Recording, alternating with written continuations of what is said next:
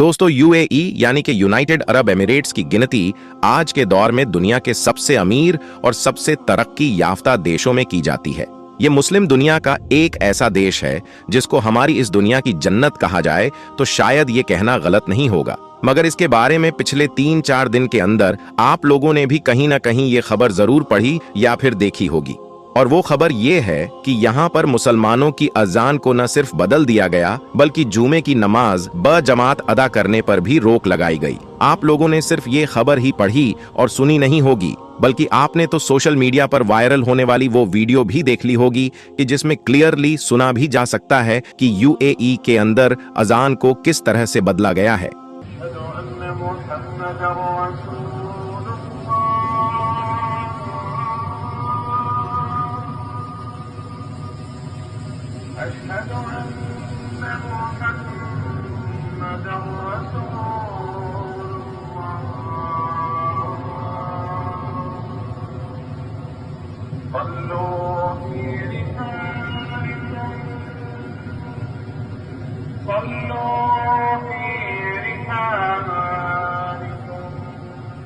मगर अब सवाल यह है कि बड़ी तेजी के साथ इस नई दुनिया के रंग में रंगने वाले इस यूएई को ऐसी भी क्या जरूरत पड़ी, या वहां पर ऐसा भी क्या हो गया कि इसको अजान बदलनी पड़ी। और अगर इसने ऐसा किया भी तो आखिर यूएई के अंदर मौजूद या फिर इसके आसपास के दूसरे मुस्लिम देशों में भी मौजूद जितने भी मुस्लिम स्कॉलर्स हैं, उनमें से किसी ने कोई ऑब्जेक्शन क्यों नहीं उठाया। तो चलिए इस पूरे मैटर की हकीकत को तो जानेंगे ही, साथ ही साथ यह भी जानेंगे कि आखिर उस तुर्की को भी अजान को क्यों बदलना पड़ा कि जिसने न सिर्फ कई सदियों तक पूरी मुस्लिम दुनिया पर राज किया था, उसको लीड किया था, बल्कि आज के दौर में भी वह मुस्लिम दुनिया का नया लीडर होने का दावा ठोकता है। सबसे पहले तो दोस्तों, आप लोग यूएई के अंदर पिछले कुछ वक्त में लगातार होने वाली उन बारिशों से वाकिफ होंगे कि जिन्होंने वहां पर खतरनाक तबाही मचा दी। आज के दौर में पूरी दुनिया के कारोबार का सेंटर माने जाने वाले इस यूएई के अंदर इन बारिशों की वजह से हर तरह का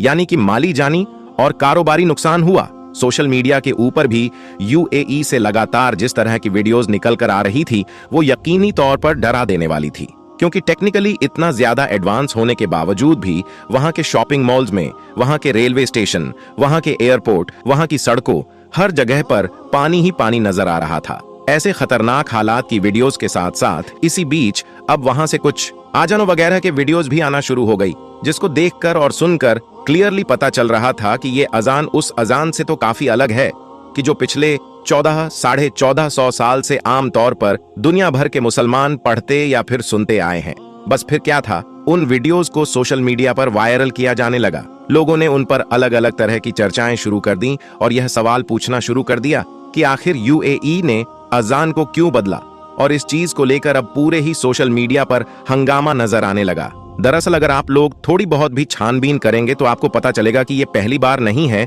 कि जब यूएई में अजान में कुछ हल्की फुल्की चेंजिंग की गई है, बल्कि कोविड-19 यानी जब कोरोना का मैटर चल रहा था, लॉकडाउन चल रहा था, तब भी इसी तरह के ही कुछ बदलाव किए गए थे। सिर्फ यूएई में ही नहीं बल्कि उसके आसपास के बाकी गल्फ कंट्रीज के अंदर भी। और ये जो एक्स्ट्रा अल्फाज ऐड किए गए थे ये थे सल्लू फी रिहालिकुम, कि जिसका उर्दू और हिंदी में मतलब होता है कि नमाज अपने घरों पर अदा करो, क्योंकि न सिर्फ लॉकडाउन के दौरान ही बल्कि अभी कुछ दिन पहले भी जो यूएई में अनएक्सपेक्टेड बारिश हुई जिसकी वजह से वहां पर खतरनाक तबाही का माहौल दिखा था, इन दोनों ही मौकों पर वहां की हुकूमत की तरफ से मस्जिदों में नमाज की परमिशन कैंसिल कर दी गई थी। मस्जिदों में अजान तो दी जाती थी मगर इमाम के साथ, जमात के साथ नमाज वगैरह अदा नहीं की जाती थी और लोगों को अपने अपने घरों पर, अपने अपने ठिकानों पर ही नमाज की हिदायत दी जाती थी। लेकिन दोस्तों, इस पूरे खतरनाक और तबाही भरे माहौल में जब लगातार होने वाली हर अजान के अंदर 2 बार इन अल्फाजों को अदा किया गया,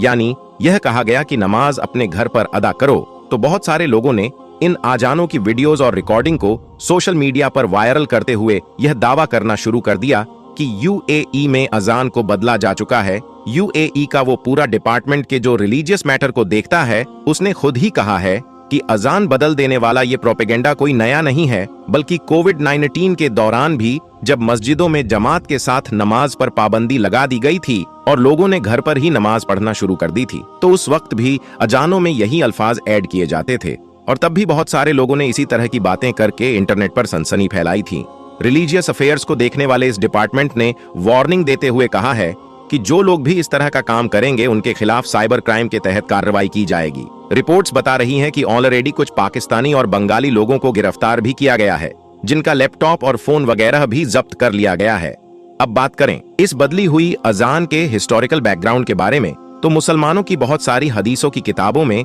इसका जिक्र मिलता है, इंक्लूडिंग सही बुखारी। हाँ दोस्तों, सही बुखारी की हदीसों में भी इस तरह का जिक्र है कि जिससे पता चलता है कि पैगंबर हजरत मोहम्मद सल्लल्लाहु अलैहि वसल्लम के दौर में भी बारिश और तूफान के दौरान इस तरह की अजान दी गई थी। सही बुखारी की ही एक रिवायत में जिक्र है कि एक बार बारिश के दौरान हजरत इब्ने अब्बास रज़ियल्लाहु ताला अन्हु ने अपने मौज़न को हुक्म दिया कि जब तुम अजान में अशहदु अन्ना मोहम्मदर रसूलुल्लाह कहो तो उसके बाद हय्या लस्सलाह यानी कि नमाज की तरफ आओ मत कहो, बल्कि उसकी जगह कहो असला फी बियूतिकुम यानी नमाज तुम अपने घरों में अदा करो। जब मौज़्ज़न ने हजरत इब्ने अब्बास के ऑर्डर पर यह किया तो बाकी लोगों को काफी ताज्जुब हुआ। तो हजरत इब्ने अब्बास ने जवाब दिया कि ये काम उस हस्ती ने किया है जो मुझसे बहुत बेहतर है, यानी कि पैगंबर हजरत मोहम्मद सल्लल्लाहु अलैहि वसल्लम। हालांकि दोस्तों यहाँ पर यह भी याद दिलाता चलूं कि जैसा कि आप में से ऑलरेडी ज्यादातर लोग जानते होंगे कि सुन्नी मुसलमानों में 4 मसलक पाए जाते हैं,